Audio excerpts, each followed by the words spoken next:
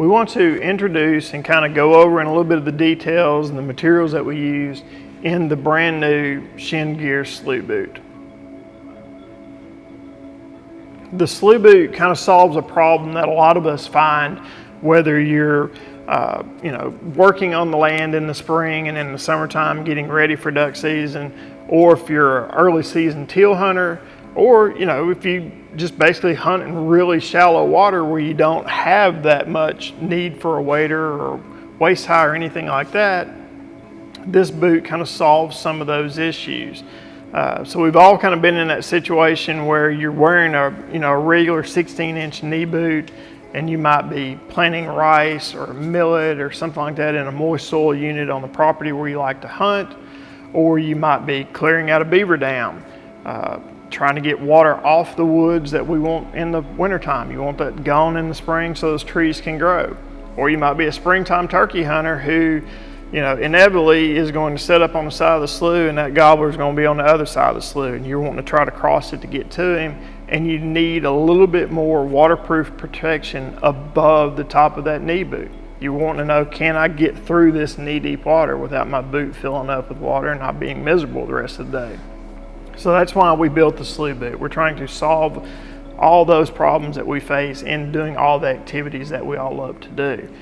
So what we did, the materials that we used, we basically took our 16-inch knee boot that we have now, we converted it over from an all rubber upper to a neoprene and rubber upper.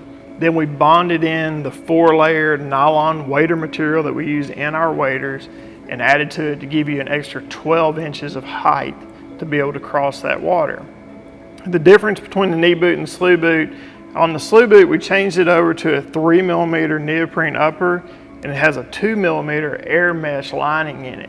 And what we wanted to do was be able to use this boot all through the spring, all through the summer, fall and winter without really overheating. So if you had all rubber up here and then you have the 2 layers of 4-layer material over the top of it, you're building up a really warm area around your legs, around your foot, which can lead to condensation, moisture inside there. You get that wet sock from your foot sweating, it's just kind of miserable. So we wanted to go to neoprene and that air mesh lining to be able to pull a lot of that built up moisture off your legs, away from your body, and get it to the outside where the rubber would have kept it trapped inside there.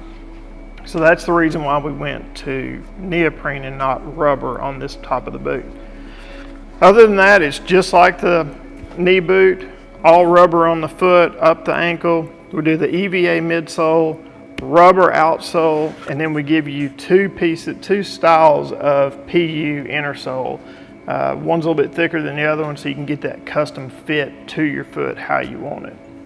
The way the upper works, you can see I've got one pulled up and one down, so this is kind of in the down position.